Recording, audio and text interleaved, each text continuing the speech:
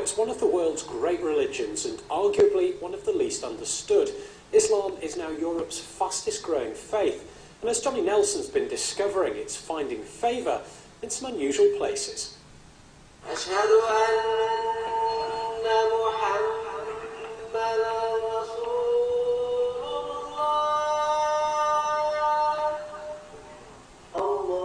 It's Friday prayers. For Muslims, it's the biggest day of the week. And amongst the worshippers at this mosque in Leeds are a growing number of white men who've converted to Islam. Paul Martin became a Muslim 4 years ago. It's been a spiritual and physical journey that's challenged the very core of relationships with friends and family. This seems to be one of those very multicultural mosques that we find ourselves in. I think you'll find a lot of converts here, and I think they tend to find it quite easy to settle here because there are so many different types of people that you don't actually have to be a certain group. It's sort of open to everybody. I think being white, nobody really puts white and Islam together. But I find here I can be the person I want to be. So, how are you? But Paul's not the only convert at a mosque today. Dotted amongst the worshippers, there's a handful of other white faces. What is it that's grabbed your attention to want to be Muslim? Is it one common denominator, or is it something in particular?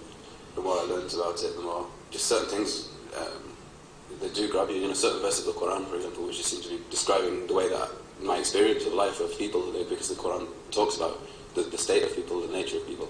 You know, I've no blood relation to any of these people in here, but it's almost as if, you know, they are your family, and if you ever needed anything, you could ring them, and in fact they'll be quite insulted if you didn't ask for their help. This year's census will reveal the true number of white converts at a time when the Muslim world's relationship with the West remains strained. Passengers have been talking about how they had to prevent a man from trying to blow up an American Airlines flight from Paris. From the shoe bomber Richard Reed to the conflict in the Middle East, Islam is a religion in the spotlight. Its relationship with the West is bound with suspicion, where the voices of moderation struggle to be heard. It's taken us from the streets of New York and London to the war zones of Iraq and Afghanistan. So with all this going on, why are there so many white British men converting to a religion that seems to be demonised by most of the media? For Paul Martin, his conversion to Islam was a serious commitment. He's recently completed the Hajj, for many Muslims a once-in-a-lifetime pilgrimage to Mecca. He may have been brought up a Catholic, but Paul now has a Muslim name, Suleiman, Arabic for man of peace. Not long after his return from Saudi Arabia, I've arranged to meet Paul at his home in North Leeds, and I'm keen to dig deeper about his life before Islam. Hello. Hi mate, you all right? What about the things you've given up? What about before this life? What about the, almost guys who are out going drinking or going out with their mates or have girlfriends or whatever? What about all those things you've let go? Do you not think about those? Or? I guess that's one of the hard things, because your social life, my social life, and their social life, there's quite a lot of conflict there, because what they do, I'm not necessarily allowed to do. Would they know you're a Muslim unless, if they didn't ask you? Would anybody know? Yeah, I mean, I'll never walk in and, make a statement. First thing I say is that I'm a Muslim, but I think they just think I'm a teetotal vegetarian.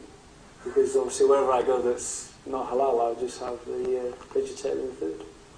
And they know I don't drink, I know I don't smoke, so I just think, oh, this guy's boring.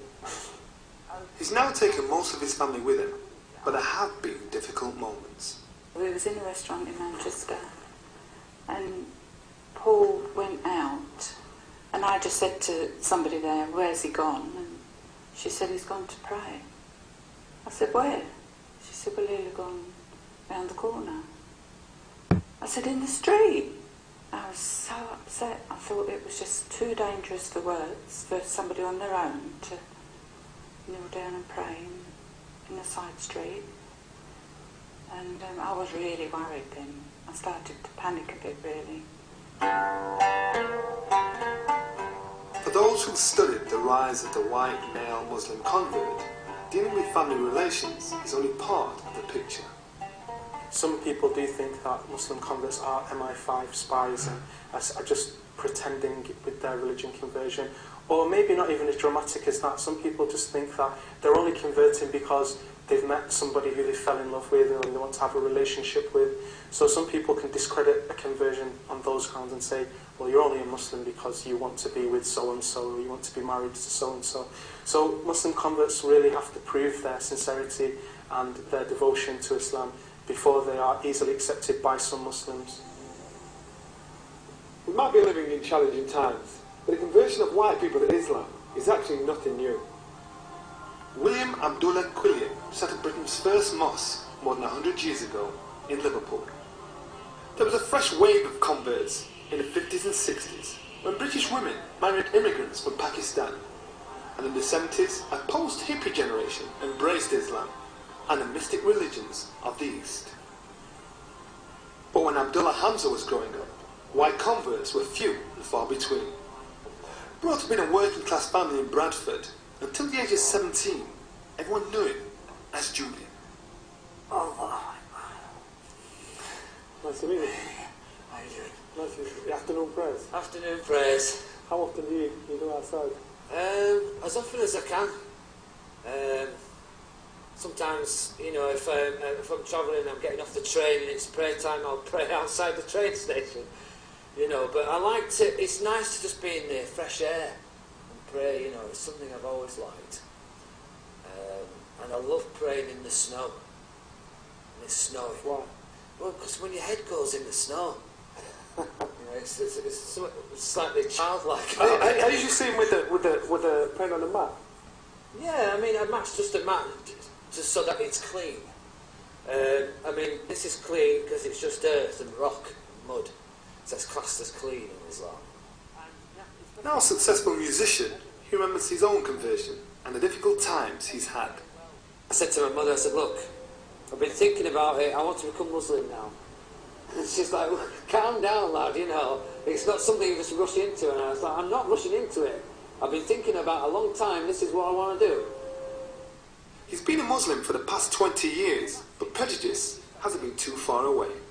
I've been accused of betraying my race, you know, and my culture, and, you know, and being called a terrorist and all that type of stuff, you know, the usual stuff really, even to the point of being called a white packet.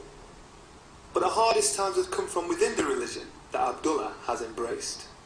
In my experience, I've had more prejudice, more problems from Muslims than non-Muslims.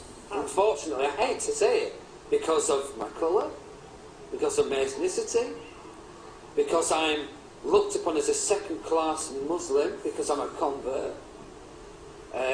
Suspicion, I've even been accused of being a CIA operative. You know, it's ridiculous stuff. Back in Leeds, I'm catching up with Paul to see if he knows where his spiritual journey will take him. How will he balance his English middle-class background with his new Islamic faith? I just think it's very important that these people who are converting to Islam really sort of try and keep their identity.